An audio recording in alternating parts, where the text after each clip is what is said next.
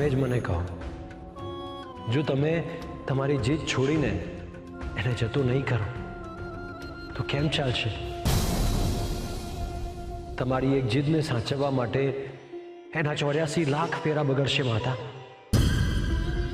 એને જતો કરો માતા.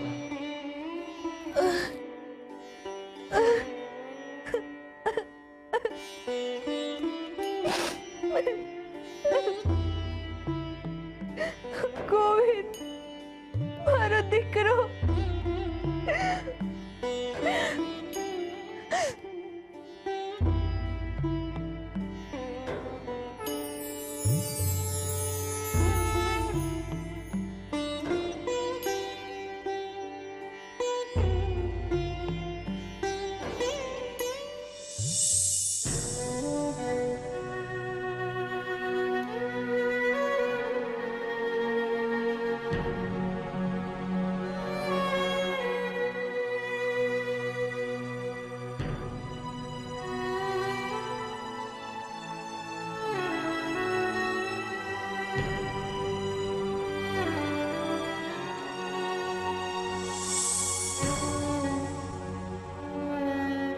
ગોરા,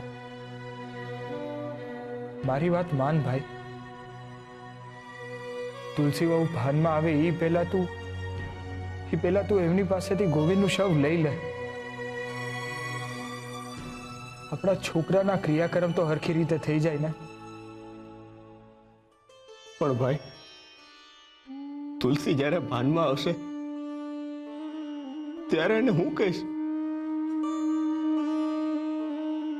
મેં એને છેતરી છે એમ? મેં ઘોર પાપ કર્યું છે ભાઈ.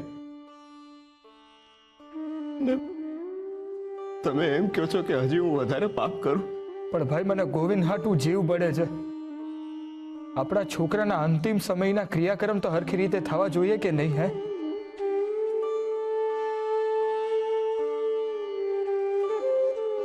આપણે એને વિદાય તો આપવી પડશે ને ભાઈ.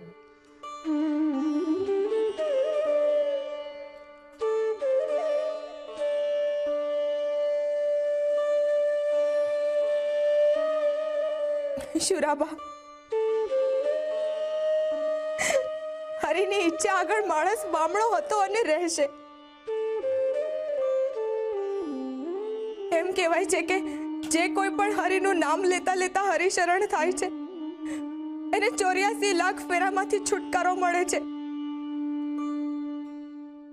હરે કૃષ્ણ નામ સાંભળીને ખિલખિલાટ હસી પડતો મારો ગોવિંદ આજે હરિનું નામ લેતા લેતા એમના ધામમાં ગયો હશે. એટલે મને હવે એની કોઈ માયા નથી. જાઓ શુરાભા, ગોવિંદના અંતિમ ક્રિયાની તૈયારી કરો.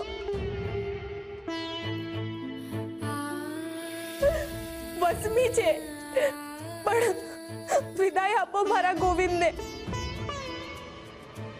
તુલસી, આ ગોળા પકડ.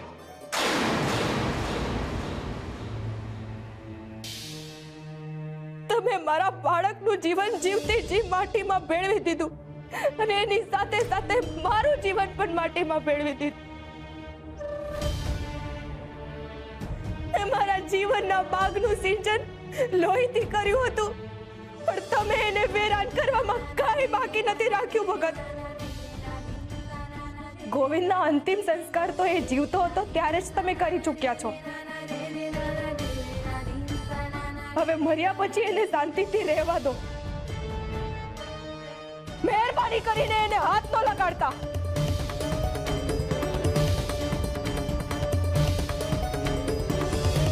શુરાભા, એક મોટા બાપા તરીકે તમે જ ગોવિંદને ગળથુથી આપી હતી ને, એટલે તમે જ હવે એનો અંતિમ સંસ્કાર કરજો.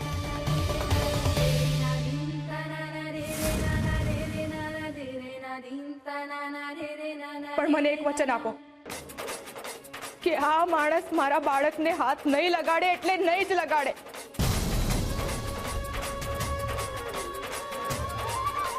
વચન આપો મને. તુલસી, હું જાણું છું કે મેં કેટલો મોટો અપરાધ કર્યો છે.